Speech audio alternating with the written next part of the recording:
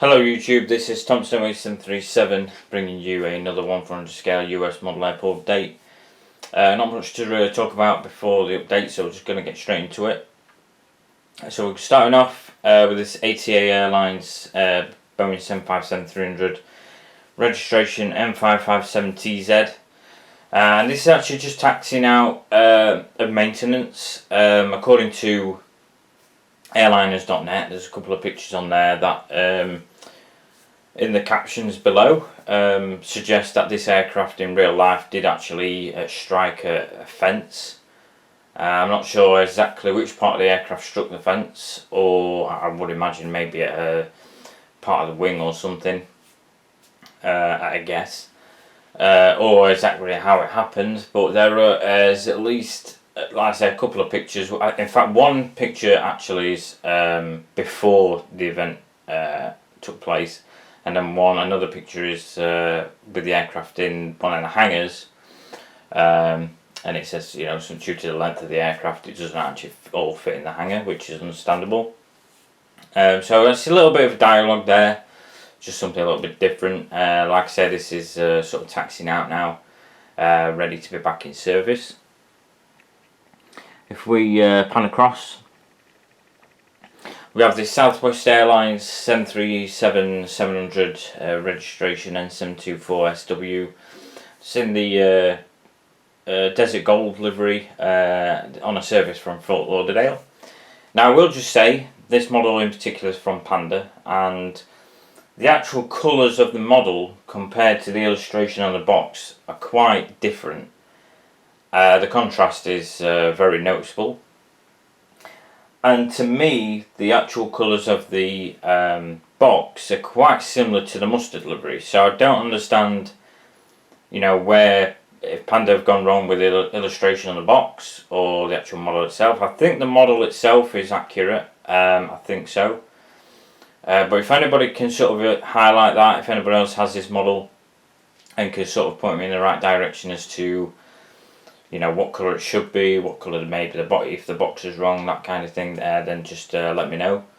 Just a bit more of an insight for future updates, I guess. But other than that, I think it's a very nice, obviously Panda releasing pretty good models alongside NG, and the 737-700s are pretty decent, I'd say. And yeah, it's a very welcome model to have. And then in the foreground here we have an Airtron Airways Boeing 717-200 registration N33AT, sporting the Sir Elton John illustration, as you can see on the side there. And this will actually be positioning out empty to Las Vegas. If we pan across, can't really see much of this, although this aircraft has featured quite a bit lately. We have this Southwest Airlines 737-500 registration M504SW, and this is heading out to San Antonio shortly. Like I say, can't really see it much, but this is like the most standard mustard livery, which the shade, you might not be able to tell too much on video, but there is a difference in contrast between this and the 737-700, so there is a difference. I'm just not sure which way around kind of it should be, or you know what Desert Gold livery is and all that kind of stuff. So if anybody, like I say, can shed any light, a bit more insightful information as to where the liveries originated from, how they came about, that kind of thing, that'd be pretty cool.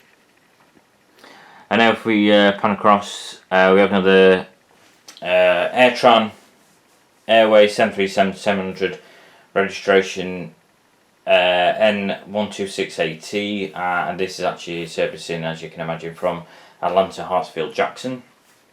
So I did acquire a couple of these 737-700s, one without winglets, one with winglets, which you'll probably see in future updates, and you may see this one as well again at some point, but that is on pushback currently.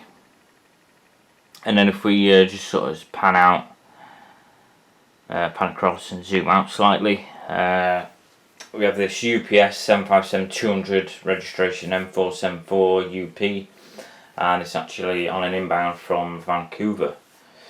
So that is the update, guys. Quite a few models to showcase in this update, and like I say, a little bit more dialogue than usual. Just give you like a bit of an overview perspective.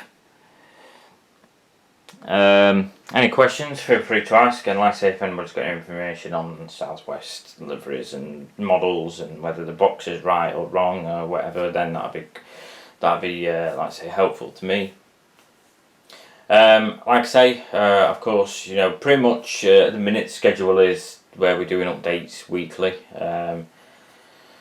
So like I say, stay tuned for each coming update, and yeah, so far so good. I'm actually, you know, it's quite easy to set this airport up, of course. You know, it's only a few models per update, so it's pretty reasonable to set up and everything like that, and easy to do. And just a bit of information really, when I actually set the airport, because it's sort of pushed back against the wall, what I do is actually bring the board closer to me, so it's easier to lean over and sort of set things up, and then what I do is I just push it back.